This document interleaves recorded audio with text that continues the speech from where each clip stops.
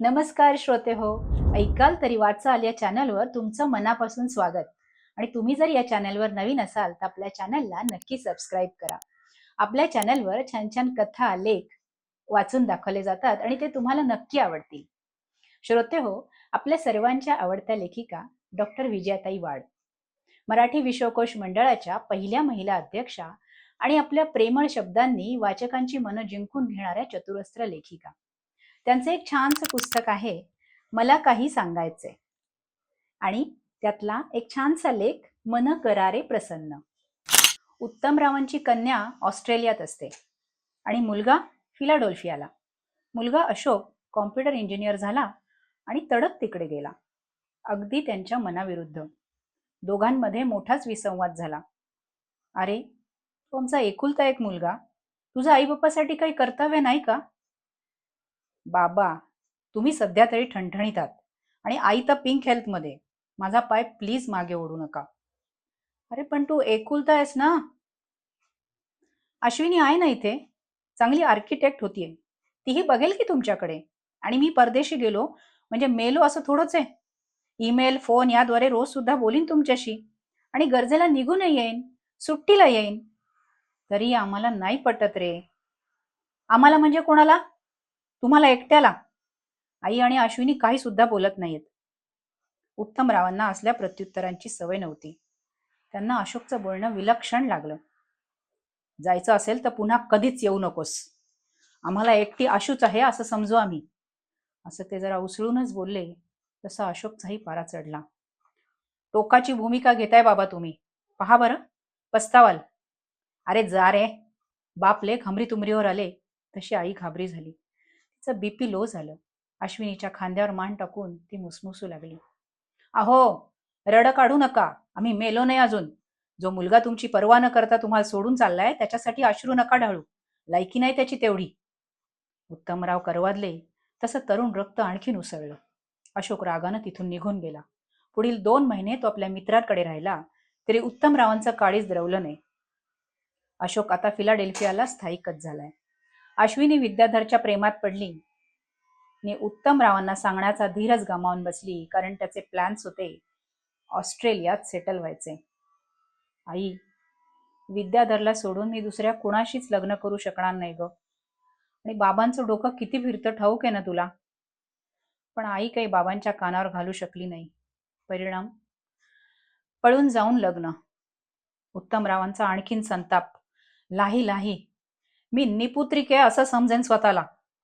पण बिचाऱ्या बायकोचं काय? तिला मुलाला मुलीला भेटण्याची पूर्ण बंदी. का? उत्तमराव की चहा, बस. थोडी सुद्धा मुभा तिला नाही. ना मत व्यक्त करण्याचा अधिकार, ना मनाप्रमाणे वागण्याचं स्वातंत्र्य. तेच श्री आनंद प्रधान आणि अंकिताबाईंचं घर बघा. आमचा सतीश अमेरिकेत उच्च शिक्षण घेतोय, पण इतका गोड मुलगा आहे, रोज ईमेल करतो. अहो, त्याला संपर्क करता यावा म्हणून इथेही कॉम्प्युटर घेतलाय आम्ही. आनंद, मी या वयात कॉम्प्युटरचं जुजबी शिक्षण घेऊन तयार झालो आणि ईमेलवर 1 रुपयात रोज सतीशशी पत्ररूपाने बोलता येतं. तिथं स्वयंपाकाचे प्रयोग करावे लागतात ना, मी इथून रेसिपी सुद्धा सांगते. मौज वाटते अगदी. अंकिता प्रधानांना आपल्या सतीशच्या विरहाची झळ बोचत नसेल का? नक्कीच बोचत असेल. पण त्या आहेत त्या परिस्थितीत आनंद निर्माण करायचा प्रयत्न करतात. वास्तविक सतीश त्यांना उशिरा झालेलं एकुलतं एक अपत्य आहे, पण त्याच्या निर्णयाचा त्यांनी सहज वाटेल अशा पद्धतीनं स्वीकार केलाय. आनंद प्रधानही सतीशला महाराष्ट्र टाइम्स कानोकानी सदर आवर्जून पाठवतात. सगळी कात्रणं साठवून खूप महत्वाच्या घडामोडी इंटरनेटवरून कळवतात. सतीश आणि प्रधान दाम्पत्य एकमेकांशी असे दुव्याने जोडलेत.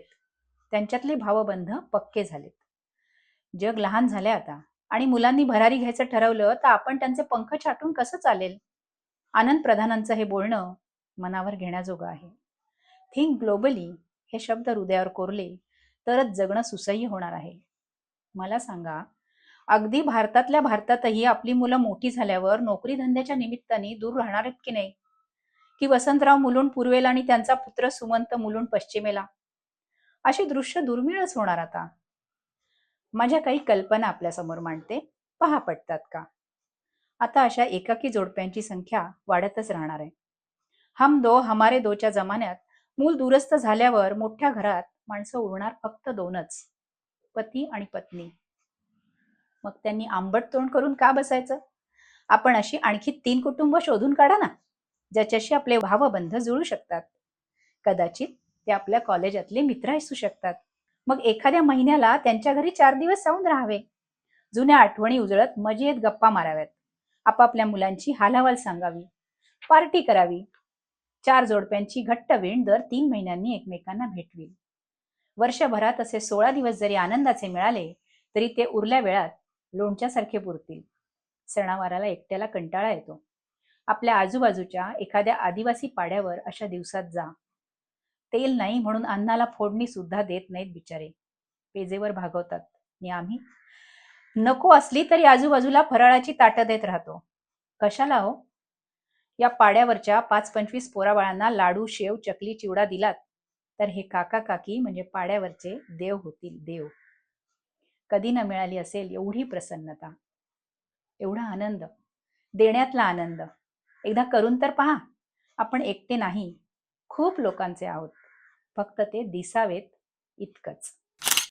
श्रोते हो, फक्त परदेशातच नाही तर भारतातही कामानिमित्त आपल्या मुलांपासून दूर राहणाऱ्या पालकांसाठी हा सल्ला त्यांचं एकाकी जीवन सुसह्य करू शकतो.